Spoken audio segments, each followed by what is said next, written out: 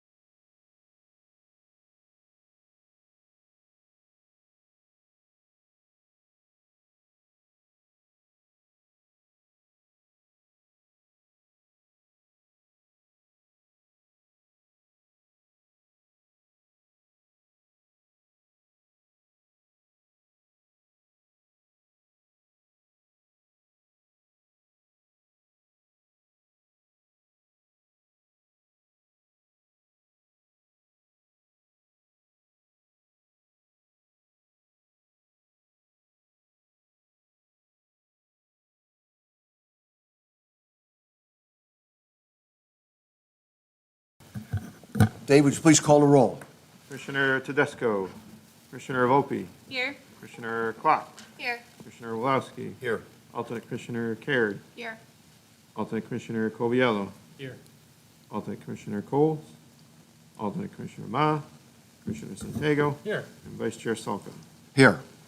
Let the record show that we'll seat Commissioner Coviello in place of Bob Hammersley, and we'll seat Commissioner Chard in place of Commissioner Tedesco. Would you please stand with me for the Pledge of Allegiance?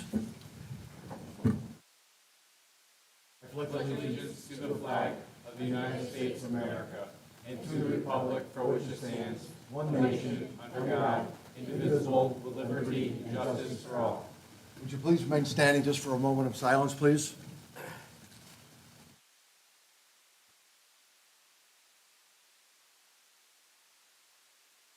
Thank you.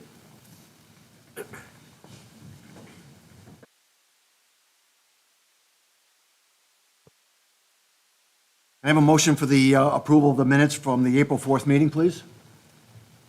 Move to approve? Second? Second.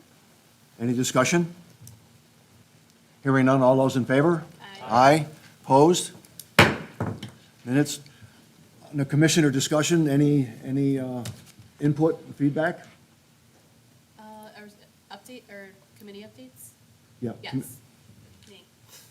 Commissioner discussion, commissioner updates.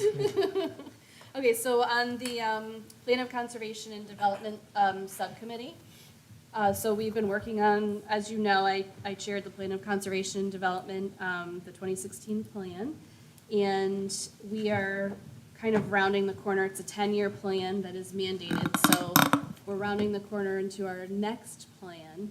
And so in an effort to kind of wrap this up, I met with town staff. And by the way, if you didn't know, we have the most amazing town staff that work for us. So many people behind the scenes. I just want to on record thank you for all that you do. We had, so we're in the implementation phase and have been since the plan was adopted. And we had 191 action items and tasks. And we are down to about 25 of those action items and tasks with a little less than, we're about 2 years out now.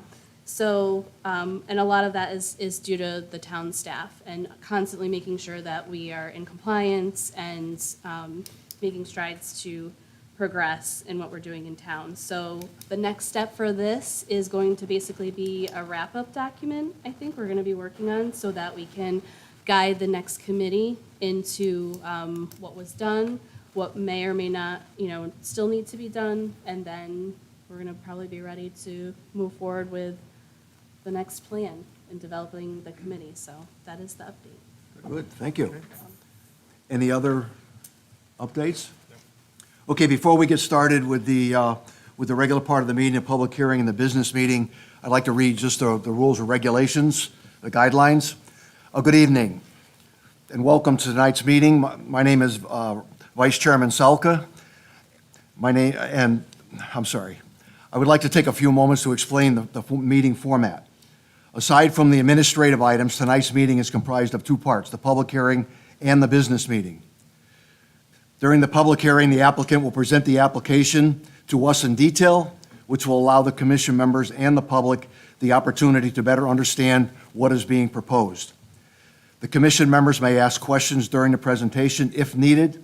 Then we will ask members of the public who will support or oppose the application to speak. Tonight, there are no public hearings for tonight.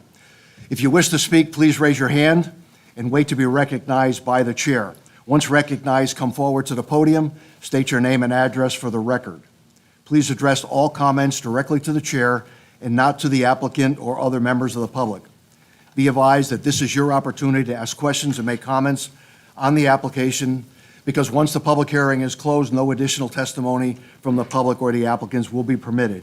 It is important to maintain order and decorum at all times during the meeting. After everyone has had a full opportunity to speak, all questions have been answered and all information has been received, we will decide whether it is appropriate to close the hearing. We will not consider voting on the application until the business meeting. After everyone has had a full opportunity to speak, all questions have been answered, and all information has been received, we will decide whether it is appropriate to close. We will not consider voting on the application until the business meeting. During the business meeting, we will deliberate on the applications submitted to the commission and decide how to act on them. The commission may approve the application as submitted, approve it with stipulations, conditions, or modifications, table action for a future meeting, or, in some cases, deny the application. 4 affirmative votes of the commission are generally required to approve any application. If you have to leave the meeting before the decision is rendered, you may call the planning department tomorrow afternoon and get the results from tonight's meeting. With that said, and as I said before, we have no public hearing items on the agenda, so we'll move right into the business meeting. Item 9. 9A, the Pile Corporation, site plan application for addition to the existing facility and relocating existing maintenance area to a new accessory building. Construction of a parking deck over existing parking. Property located at 87, 149, 187 Aircraft Road, zone in I-1, SPR 1865. Will the applicant or his representative please state their name and address for the record?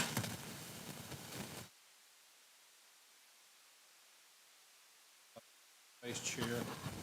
Seb, would you please speak into the mic, please? As loud as you can speak.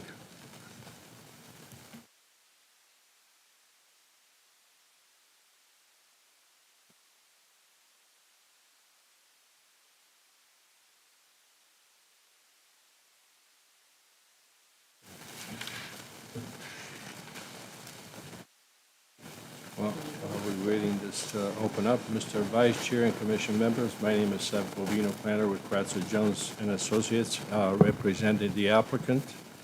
With me tonight, we have a team. We have Kevin Watts, construction manager, Trevin Eckstein, architect, Peter Lotta, CEO, and Peter's son. In addition to that, we have Scott Haskett, traffic engineer. You have received a full set of plans with the application.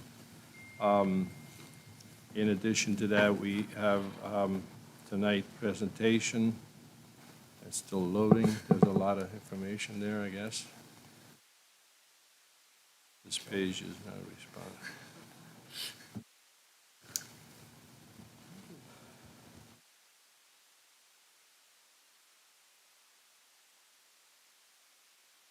There we go.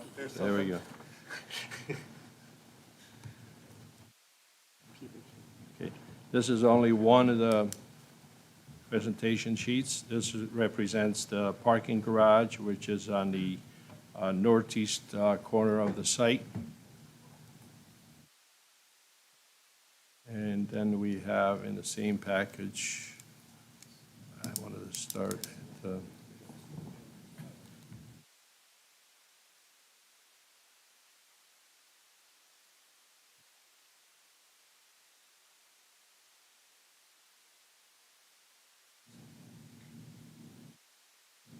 Go ahead, Seb. Yep. The existing truck in operation is located at 87 Aircraft Road. The proposal includes 2 additional parcels to the west, number 149 and 185 Aircraft Road. Can you hear me? All properties are zone I-2. To the north, we have I-1 zone and I-2 zone. To the west, we have I-1, and to the east next to the railroad is Zone B. The main parcel is 7.53 acres. Number 149 Aircraft is 1.14 acres. Number 185 is 2.15 acres, for a total of 10.82 acres. Minimum area allowed in this zone is, when served by public water and sewer, which this property is minimum 20,000 square feet. Therefore, we way above the minimum required. The lot coverage allowed in this zone is 50%. We propose a 20.5% lot coverage. The maximum building height allowed in the zone is 65 feet.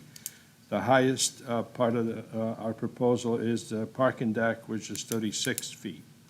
The current facility trucking area is 46,395 square feet, inclusive of an office space in the easterly portion of the building, which is about 8,567 square feet.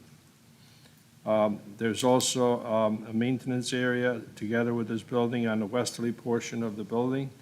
This area will be renovated into 18 new loading docks. In addition to that, we propose an expansion of that western section of the building of about 10,140 square feet for 22 additional loading docks.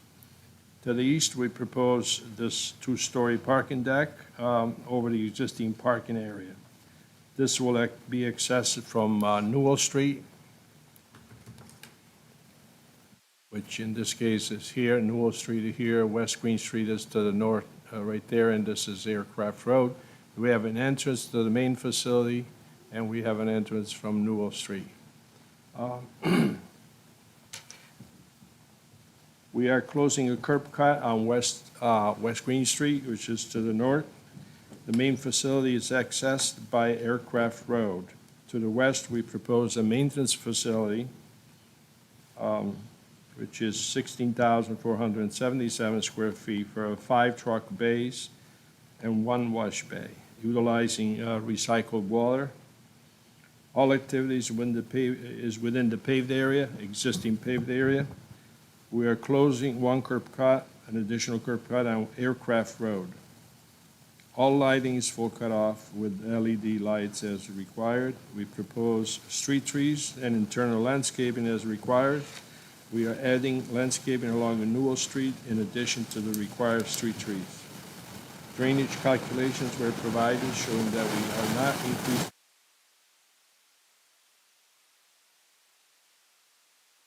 for post-development conditions for all storm events. We are providing hooded catch basins for water quality, preserving grass area and wooded areas to the north. The clean roof water is directed to underground units, storage unit to provide groundwater recharge. A traffic study was provided indicating that the road system can handle the added traffic. The side distance at the intersection are good. All the appropriate notes and details are included in the plans. When this facility was constructed, a walk waiver was granted along West Queen Street and Newell Street and Aircraft Road. The new area that we are adding requires a walk waiver, which is located on the west side along Aircraft Road. The waiver is based on Section 5-06-00.6, which requires 2/3 vote of the commission for approval. It's based also on Section 9-03.9-A, where it says that sidewalks in this zone are optional. Section 9-03.9C5, the waiver is allowed when the area is at least, the general area is at least 75% developed, which in this area complies with. All the surrounding areas are developed.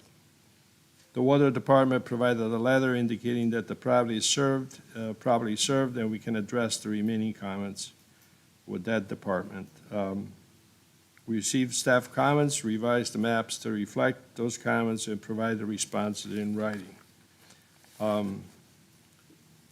this point, Scott Haskett could come up and discuss traffic a little bit with you, and then we have the additional team members that can add to the presentation.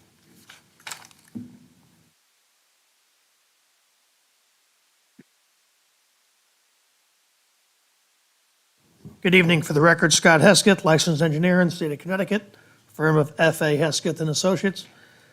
You have a report in front of you dated March 23rd, 2023, which has been submitted along with the application.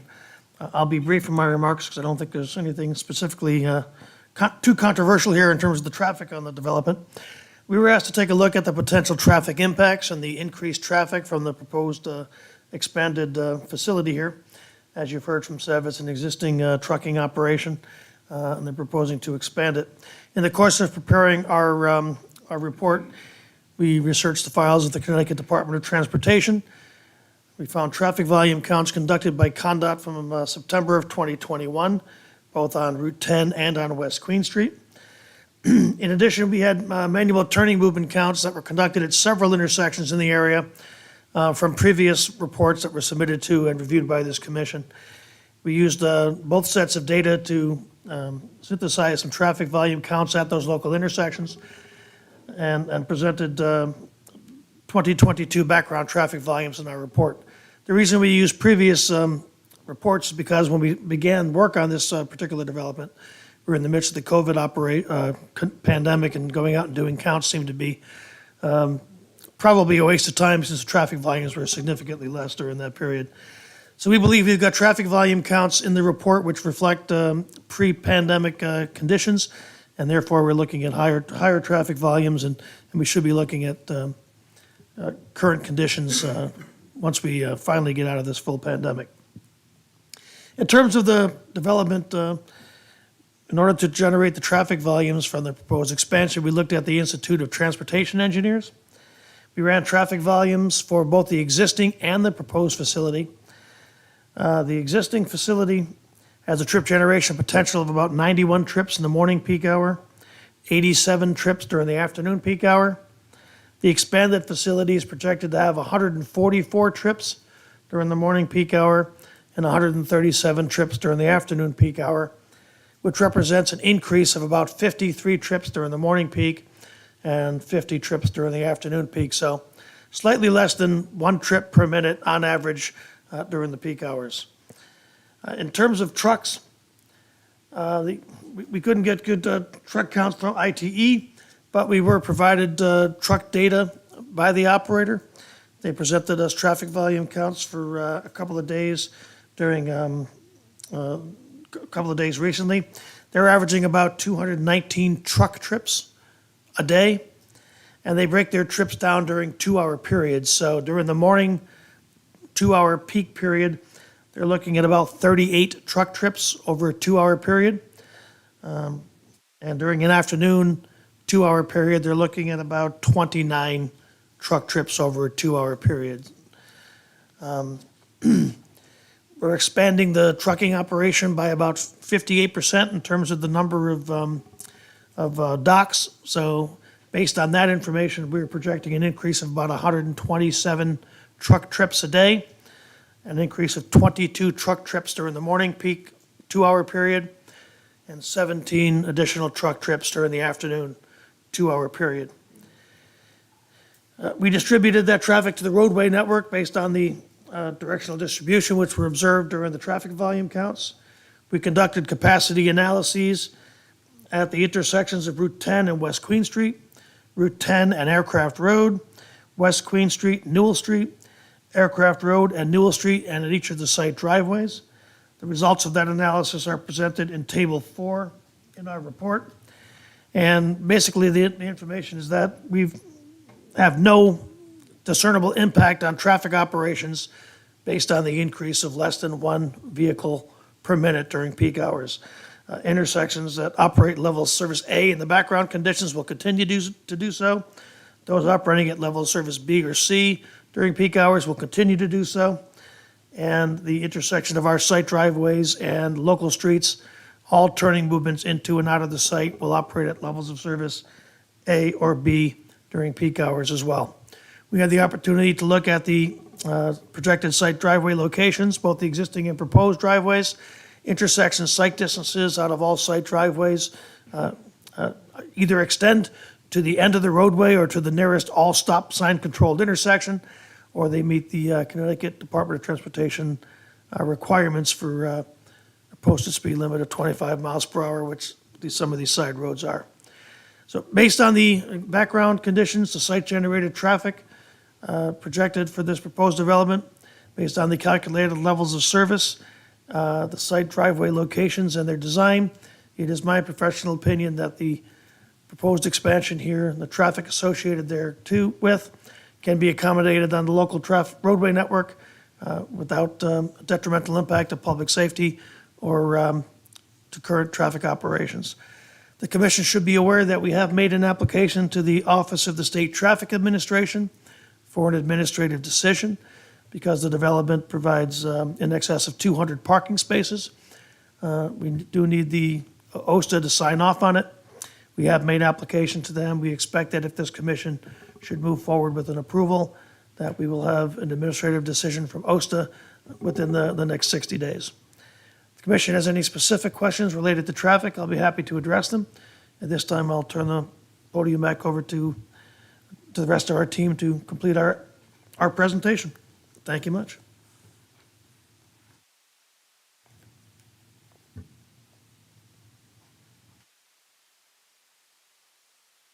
Mr. Vice Chair and Commission members, I'd like to introduce another member of the team to talk about phasing, the project will be phasing, and also the hours of operation.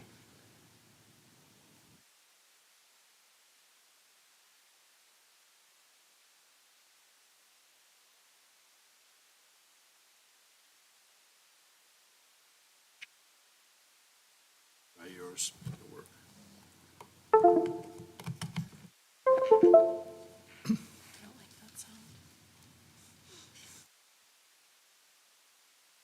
There you go.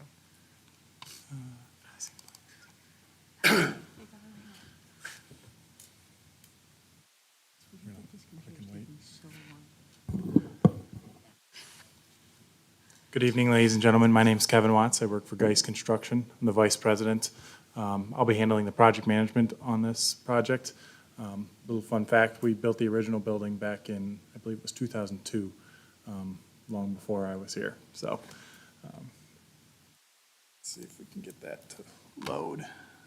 The same problems I've had.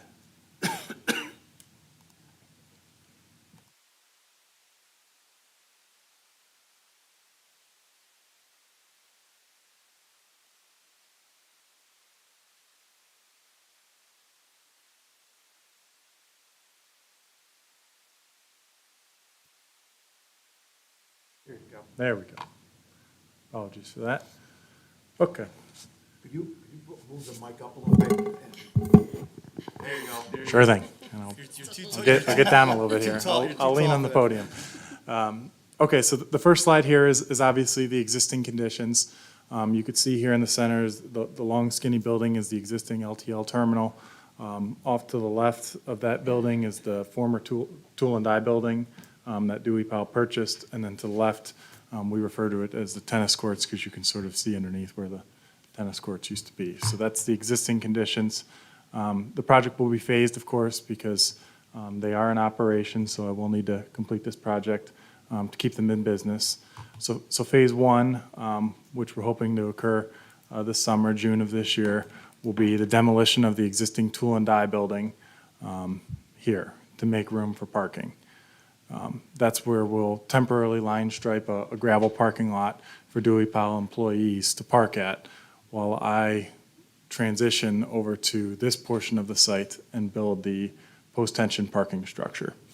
We expect that parking structure to begin construction this year, July through December, get done before the weather turns on us here. And then when that's complete, we'll get an occupancy permit on it and let the Powell employees move back into and park in this garage. Following shortly thereafter, we'll wait out Mother Nature. Come spring of 2023, we'll start the construction of the new maintenance building. That's the 16,000 square foot building. It's a little hard to tell on this plan view here, but there's an existing maintenance building that's here where they're currently maintaining vehicles. So I'll need to construct this facility first so that they can then move over. Expect that project to take nine months to complete. After that's complete, there will, again, we end in December, wait out Mother Nature. Dewey Powell takes the time that they need to move their technicians from their existing maintenance facility over to the newly constructed maintenance facility. At that point, we can demolish what's currently there and extend the terminal to its full length. That will occur March of 2025 to December of 2025. Of course, hope to do that all as quickly as possible, but at the end of the day, it needs to be phased so that these guys can continue in operation. So that's our construction schedule. If you have any questions on that, more than happy to answer them. If not, I'll turn it over to our architectural team here. Just One question. Sure. I noticed that in one of the drawings, there was a salt facility or a salt building where you're going to keep it. Where Correct. is that on the property? I didn't, It is right here. It's a little difficult to tell, but I'm moving the cursor. There's an I was existing, looking for something bigger. yeah, no, yes. So they store small amounts of salt for the winter months. It's there currently. It's just proposed to be rebuilt. If you drive past it, it's seen better days. It's been there for 20 years, so. Thank you.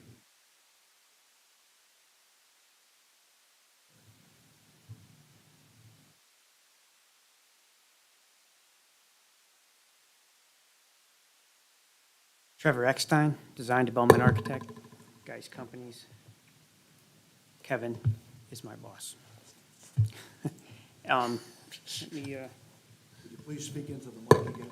We have no speakers up here, so Okay. you can hear great out there. You can't hear at all up here. So the louder you can talk Sure. into the mic would be helpful. Sure, Trevor Eckstein, Geis Companies, out of Streetsboro, Ohio. I'm a Design Development Architect. And I need to show some more renderings.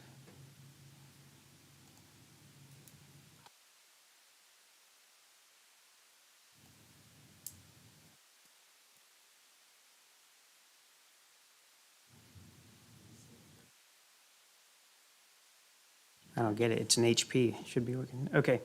Some other renderings for this project that I did, just to show some other views here. Signage is going to be a separate submittal. They're on the renderings.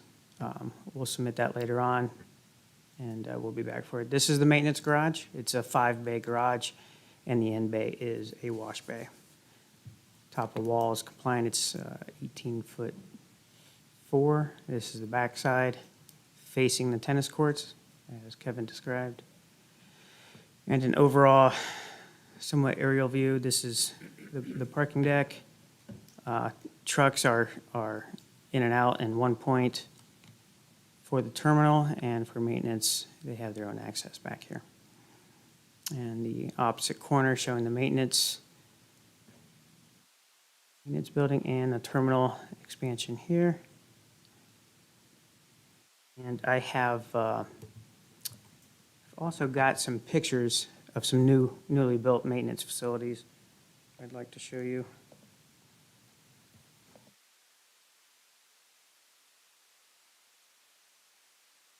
That's photos.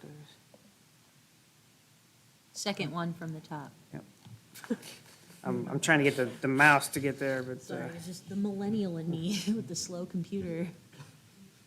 Killing me small. You should see me with my phone, like, let's go. so this is their terminal, their newer, higher terminals. But we picked this photo because it's closest thing that's what's out there, and this is a newer facility.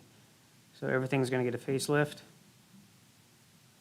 And here is the what you would expect to see out of the maintenance garage. Nice, clean facilities, and always clear blue sky. Always. Always sunny over sunny. And, if you have any questions, I'd be happy to answer them. Okay, any questions of the applicant? Yeah. So the maintenance building.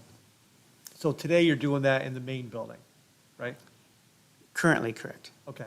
So are we good with all the environmentals? Because obviously I'm assuming, you've got oil, you've got fluids and all that kind of stuff that you're now fully equipped for in the main building. Are we good with the plans, Jim, regarding the maintenance building and all environmental and hazardous waste and all that kind of stuff? Well, that was one of our questions. As far as fueling your vehicles, is that done off-site or on-site? I'm going to turn this over. Tim Cuckey, Dewey Pyle, Vice President of Properties. Yeah, Jim, we do on-site fueling. We have a fuel tanker on site. We do not have any underground fuel tanks. I believe the The tanker truck is a 9,200-gallon tanker that circles the property at night when the trucks are parked against the dock. That way, we have a trained operator in spill prevention and hazmat and HAZWOPER in case there are any incidents. So I'm assuming you're all filed with what you need to do on your Tier 2 Yes, sir. requirements for Tier the 2, fire department? SPCC, CC, DEP, permitting, et cetera, yes. Okay. Sounds to be covered. Thank you. All right. You're No, welcome. thank you. That was just a dot the I on that one, just to be sure. Can I ask, I suppose, sir? Sure. Out of just, it's more of a, not a site plan question, more of a professional curiosity in regards to what's prompting the expansion. I mean, we always hear about supply chain and this and that, and it's great that a business in Southington wants to expand. So that's a good thing. So what's necessitating I'm going to let our CEO speak to that. all the move? Guy in the crowd. Hey, So just a real high-level history of our company. We came to Southington in 2003. We started, our industry's gone through quite a transformation with deregulation and that happened in 1980 and really the consolidation of the motor carrier industry. But we started out 1985. We had less than 100 people in the company. We did about $10 million in revenue. Last year, we had over 4,000 people in the company, $780 million in revenue. Next year's a momentous year, not only because we'll be in the second year of a three-phase construction that we've never done, but we are celebrating our 100th anniversary as a company. We're a family-owned company, held. I'm a third-generation owner. Billy's a fourth. And so to answer your question, Peter, which I, by the way, like that first name because mine's Peter. only the best people. Yeah. Go ahead. But we're in a service business, and people create service. And, yeah, you can't be in the trucking business without trucks and facilities and equipment, technology, and forklifts. But at the end of the day, we provide a service through people. And so our driving force of growth has been our core values that create a positive culture that earn trust of the Pyle people, which is what we call all of ourselves, and earns discretionary effort. And our composite discretionary effort, rooted on those core values, culture, trust, our composite discretionary effort, which is the over and above effort, has been superior to the competition that's enabled the kind of growth I described. So what's driving the expansion here, we love our location in Southington, and my son played ice hockey at UConn back longer ago than I'd like to admit, but I started knocking on Tom Owens, the owner of the machine shop that was a second-generation business in 2011 when we'd be going up to Billy's hockey games. If you ever want to sell, would be interested in buying. And about 2 years ago, Tom called me and he said, hey, I'm interested in selling, and so I'm calling you. And so we bought the property. It enabled us to do this expansion, to create more jobs in Southington, and continue to grow and try to be a responsible, good member of your community, our community, for the last 20 years, too. How much job growth do you see? We've had really good success with Fleet Techs here, and that's why we're building a larger shop than what we have presently. I would expect, over time, and we're the old tortoise and the hare. We're the tortoise. We just keep plodding along and plodding along. But I would think we'll increase our jobs by 20%, 25%. That's great. That's fantastic. So, but glad to answer any other questions you might have No, I about was just curious. about the family business. It's unusual for a family business to hit 100 years old. What's your life? And so we've got some neat things planned for our 100th anniversary coming up next year. No, that's great. It's great you stay in Southington Yeah, and looking, a business that's 100 years old wants to expand right where they are and not yeah. leave here. So that's always good. And I appreciate the phased implementation approach. I think it lessens the impact to the surrounding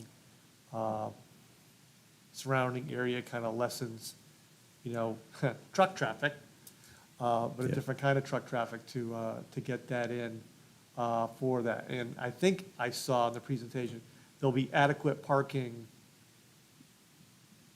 for your employees as you go back and forth. There's not going to be a, you know, I don't know what the right word, chaotic situation. It'll be one to the other, one to the other. So you're not going to miss business by doing one thing and then the other thing. So I think you got your I's dotted on that one.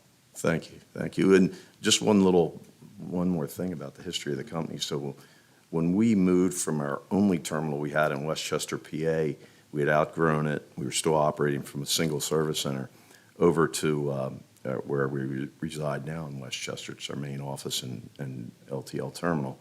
And, you know, we were going through boxes and everything for the move, and a fellow that was our bookkeeper said, "Hey, I just found this. I think you may want to keep it." And it was the original purchase agreement for the first 2 trucks that my grandfather bought, and it was dated April 1, 1924. So we always kid and say, only fools get in trucking. So that was a neat artifact that we didn't even know, you know, existed, and we had, so we have it framed and, Great, great. so, Thank anyway. you. Thank sir. you. Any other questions? Yes, sir. Just ready, Steve? Yes. My question's for the traffic study. You indicated a table existed, and does that talk about the additional trucks or just the regular traffic? I think the table that I referenced was the level of service summary table, which is table 4 in the report. Okay. Um, Can we But being it's talk table about 4, the- there's tables 1, 2, and 3, which, All right. 1 and 2 are the traffic volumes from the Connecticut Department of Transportation. So nothing talks about the additional volume of trucks in any of those tables?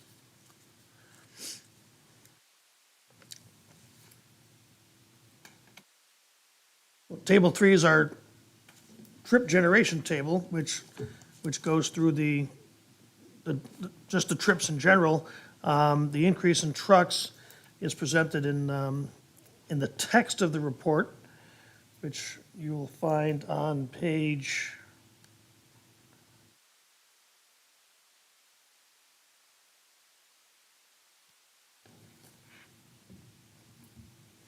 page 5, perhaps. Yes, page 5, it talks about the increase in trucks. And in the appendix of the report, you will see there's a table of the peak hour volumes of trucks and the daily volume of trucks presented to us by Pyle. Okay, That's- so rather than you thumbing through and me thumbing through, can we just talk about that real quick? Sure. Number of trips currently during peak hours?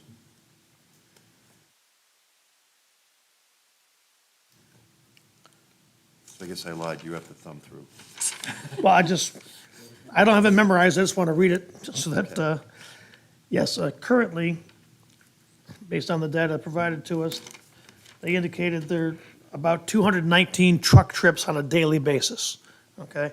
During the morning peak period, over a 2-hour period, they have about 38 truck trips over a 2-hour period. Which 2-hour period is that? 8 to 10, Bert is telling me, yes. Okay. And what do you anticipate that changing to? Well, again, we're increasing the capacity at about 58%, so we're projecting to add another 22 trucks over that 2-hour period. So from 38 to, would be 60, would be our projections. Again, a 2-hour period, so it's 1 truck every other minute, as opposed to, Right, I'm Right. asking the question because I travel that way in the morning and I get behind the trucks and just curious. understood? You know, you get behind one on an on-ramp and, you know, you've got to wait a little bit. It's Trucks take a little bit longer to a little excel bit longer than to regular accelerate vehicles do, than a that's car. correct, yep. Understood. I know you can't answer this, but it's probably, those trucks are probably reasonably evenly split between north and south.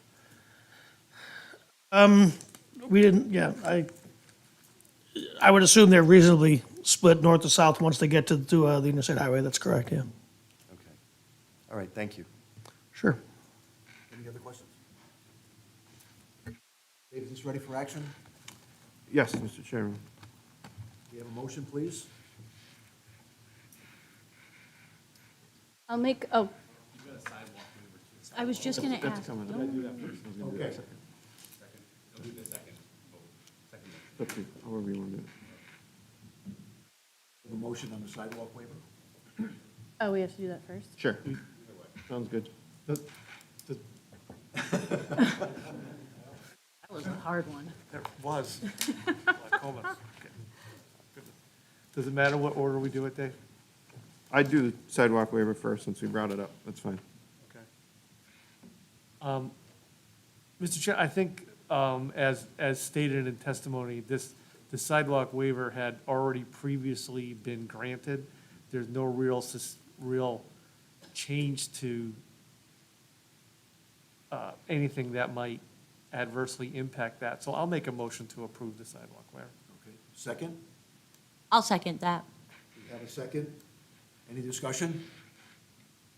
I would agree. I think the grandfathered component is something to consider, but also this is an I zone, right? So we are very firm about sidewalks in other zones, and we've had a lot of discussions about that. But in an I zone, particularly with a 58% increase in trips, I think it's probably wise to not encourage walking in this area.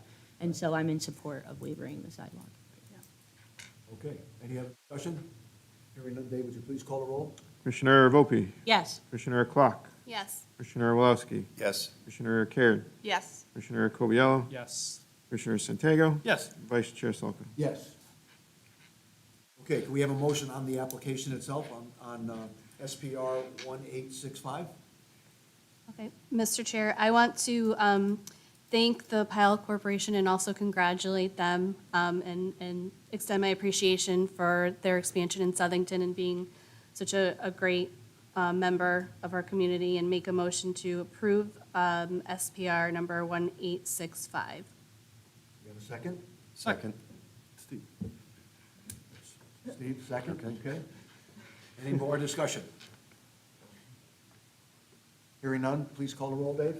Commissioner Volpe, Yes. Commissioner Clark, Yes. Commissioner Walowski, Yes. Commissioner Caird, Yes. Commissioner Coviello, Yes. Commissioner Santiago, Yes. and Vice Chair Solomon. Yes.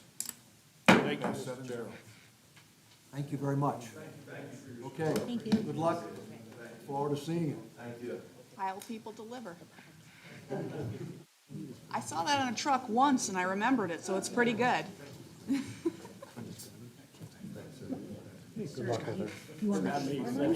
Oh, you're gonna do it again, Sev? You better click the right attachment right now. Let's hope this one works. Good night.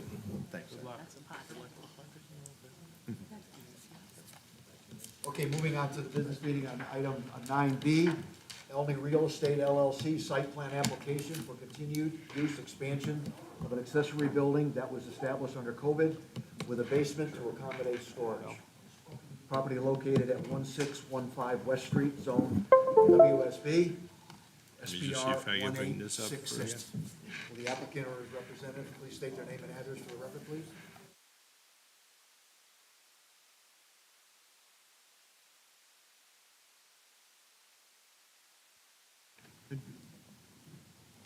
Nice. Official.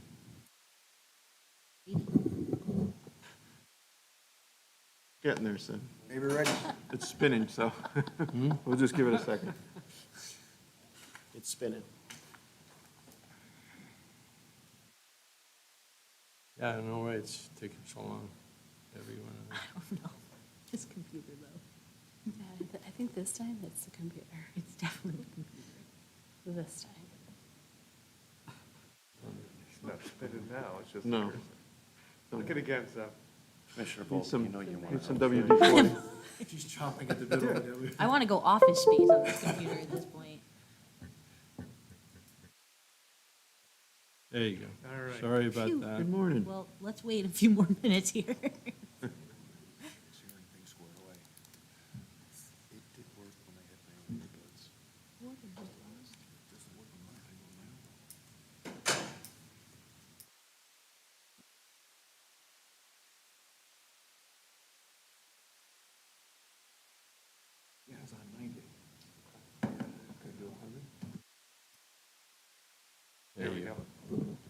Go ahead. Okay, thank you. James Ziogas, 104 Bellevue Avenue, Bristol, Connecticut, for the applicant. As the introduction to the business record shows, this is an application in requesting a site plan approval for an existing restaurant located on the property. The property is located at 1615 West Street. It's located in the WSB zone. It is serviced by city sewer and city water. The parcel is 2.13 acres in size and has approximately 408 foot of frontage on West Street. The property itself is an existing nonconformity in that the zone requires a 2.5 acre mass. However, this one is just shy of that, but again, existing as a use. In other regards, this proposal does meet all the other bulk regulations of your requirements. The existing restaurant located on the site is 3,689 square feet. That's the restaurant prior to COVID, the existing restaurant.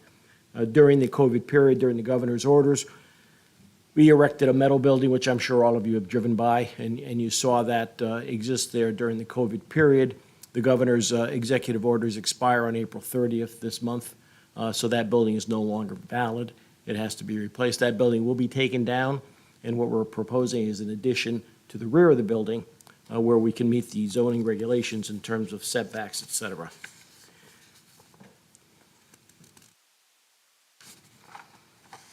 The proposed addition is 3,104 square feet, and is to be relocated and attached to the rear of the existing structure.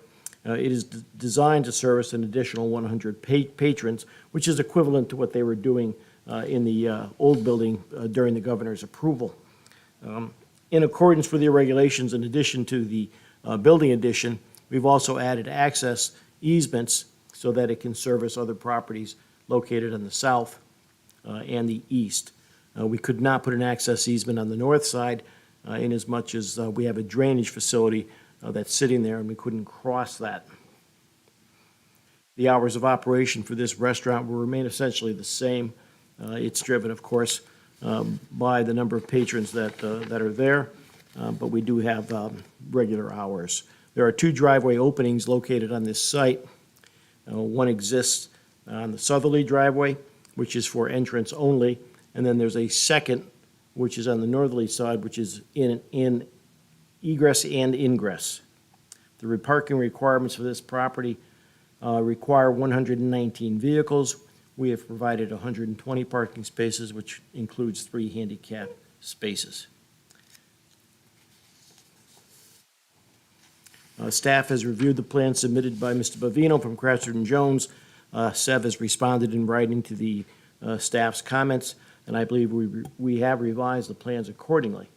SEV is here to discuss with you the drainage site work and to answer any questions you might have regarding the development.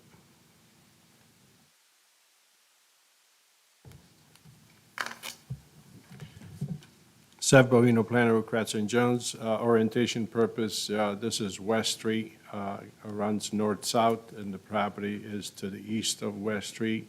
As the attorney described, we have an existing restaurant with parking, and we have now proposed an addition to relocate this building here to the back of the building, and the building facade will match the current facade, which is a stucco type of rendering, which I provided. It's in one of the packages. The access, there's 2 doors right now proposed in this building, but we will do whatever the fire department and the building code requires. If a third door is required, we will provide a third door. This addition is slightly larger than the existing building here because we want to provide a staircase going down to the basement. We have a coat room in this area and a little bit of storage facility there. The drainage, we provide the drainage calculation to town staff. We have proposed a storage trench in this area and a rain garden to accept the flow from the upper, the southeast corner of the property in this area here, and then the overflow eventually goes to the drainage area here through the current drainage system. We are adding a hood at this catch basin requested by staff, and some a plunge pool in the existing drainage facility at this location, again requested by staff. The landscaping area meets and exceeds the requirements. We are proposing sidewalks along West Street as required. The lot coverage is much smaller than what's allowed in this zone, and the site distances are appropriate coming out of this driveway here.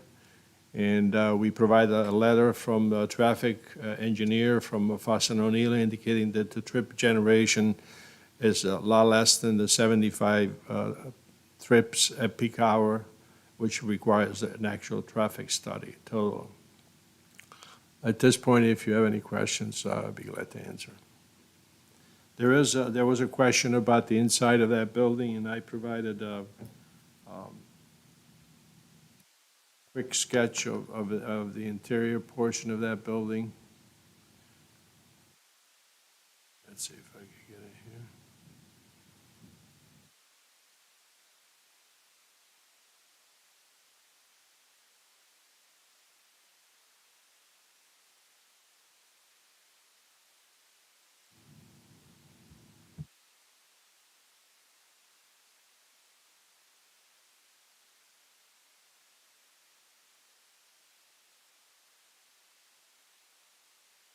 Okay, so again,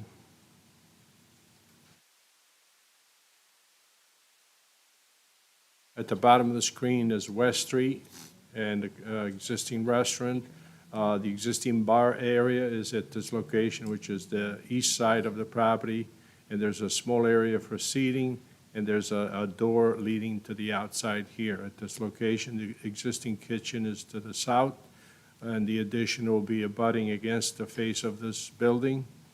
And we will provide a connecting door here and a door there, exit door, and this is what you see inside. You'll have a staircase going down, a courtroom, a storage area, and this is the area where the seating will take place. As you know, you've been there, there's a lot of decorations in this restaurant which take up quite a bit of space. So we are listing 100 seats, and we are totaling the kitchen area can only serve 220 people. So if you take a ratio of one parking for each two people, it's 110 parking spaces. We're listing 119, and we provided 120. So our overflow area has been working well. As you know, we used to have a overflow area to the north, which was not good. And finally, we have more land, and we're providing that overflow parking to make sure everything is safe. If you have any questions at this time, I'll be glad to answer. So Sev, Attorney Zagris, and I guess Alex. So Sev, as you know, previously, this commission granted a approval for another building on this property. We had that whole non-conforming site discussion. We don't need to rehash all that. Yes. So how does that decision impact this? In other words, okay, you're going to put addition to the building, I get it. But that decision is still out there. So what's to prevent another building from being built on that property site plan? Because that was already approved. Can we?